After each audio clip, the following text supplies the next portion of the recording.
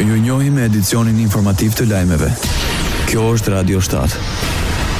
Komisioneri Evropian për Zirimin Marta Kos bën thirrje për unitet politik dhe kompromis në Kosovë pas shpalljes së rezultateve paraprake të zgjedhjeve të parakohshme parlamentare, duke theksuar se stabiliteti institucional është kyç për avancimin e vendit drejt Bashkimit Evropian. Marta Kos shpreu gatishmërinë për të intensifikuar bashkëpunimin me Kosovën në procesin e integrimit evropian dhe zbatimin e planit të rritjes. Komisioneri Evropian për Zirimin Marta Kos kujtoi se nëse Kosova duhet të përparojë në rrugën e saj drejt Bashkimit Evropian, forcat politike duhet të bashkohen dhe të gjejnë kompromis për të ndërtuar stabilitet institucional.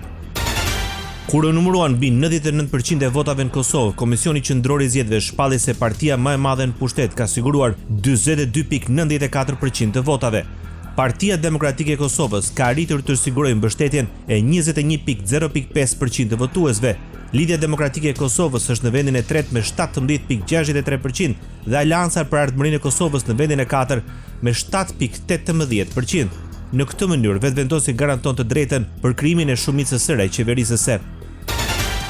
Kryetari i lëvizjes vetëvendosi në përfundim të procesit votimit nga Prishtina shpalli fitoren e partisë së tij në zgjedhje. Albin Kurti tha se kjo është fitoria e pestë e vetëvendosjes në zgjedhjet parlamentare brenda 7 vjetësh, duke përmendur fitoret në vitin 2019, 2021, dy herë në vitin 2025 dhe tani në vitin 2026.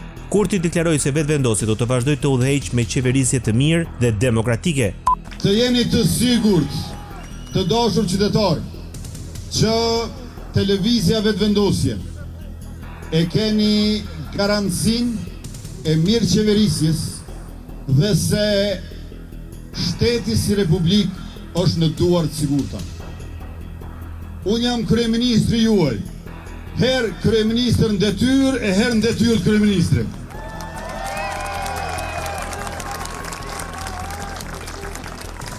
Kosova e ka dhe presidentën, e ka ushtruesën e detyrës presidentës Albulena Agjiu. Krahas ai deklaroi se legjislatura 11 duhet të fillojë sa më shpejt dhe ka paralajmëruar takime dhe bisedime me të gjitha partitë në ditët në vijim. Sekretarja e përgjithshme e Partisë Demokratike të Kosovës, Vlora Çitaku, pranon se PDK po rikonfirmon pozicionin e saj përfaqësues përkundër që gara zgjedhore ka qenë e pabarabartë. Përkundër kësaj gare të pabarabartë, me blerje masive të votave përmes ndihmave dhe përmes keqpërdorimit të resurseve shtetërore, PDK-ja e rikonfirmoi pozicionin e saj përfaqësues me përqindje dhe me numër të deputetëve. Në një konferencë për media, Çitaku tha se pushteti deri tanishëm i ka lodhur qytetarët me kriza të njëpasnjëshme dhe mos pjesëmarrja e qytetarëve është mesazh politik që duhet të merret seriozisht, sidomos nga ky pushtet ekzekutiv. Ish presidenti e Kosovës Vjosa Osmani, e cila ishte bartës e listës së Lidhjes Demokratike të Kosovës dhe kandidate e partisë për presidente, falenderoi qytetarët për mbështetjen në zgjedhje duke cilësuar rezultatin për LDK-n si fillim të një faze të re për subjektin politik. Ajo deklaroi se lëvizja vetëvendosje nuk ka asnjë arsye për të refuzuar emrin e saj për postin e presidentes. Lëvizja vetëvendosje nuk ka asnjë arsye që ta refuzoj emrin tim për presidente të shtatë të Republikës së Kosovës. Kaq është përgjigjja ime.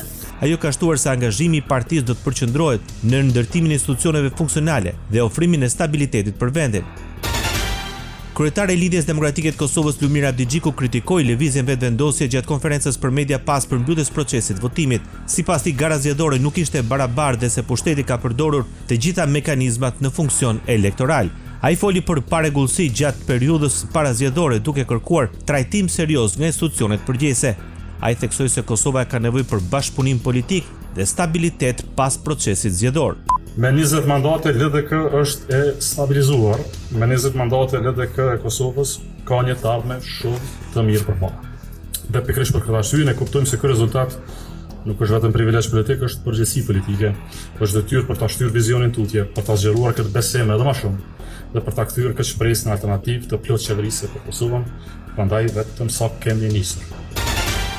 Kur flet Sovrani, të tjerët heshtin, është apeli i kryetarit të Aleancës Ramush Haradinaj. Përmes një postimi në rrjetet sociale, ai falenderoi qytetarët për besimin duke thënë se vota e tyre këtë herë ishte më shumë se mbështetje për Aleancën. Haradinaj tha se e kupton lodhjen e qytetarëve nga zgjedhjet e përsëritura, prandaj sipas tij, vota për ta ka vlerë të shumëfisht. Dua t'ju garantoj se pas kësaj betejë elektorale jemi më të fokusuar se asnjëherë, jemi më të vendosur se kur që t'i përmbushim detyrat që na presin, gjithmonë në interes të shtetit dhe kombit, deklaroi Ramush Haradinaj. Ndoqët lajmet shkurt në Radio 7, zëri pozitiv i qytetit.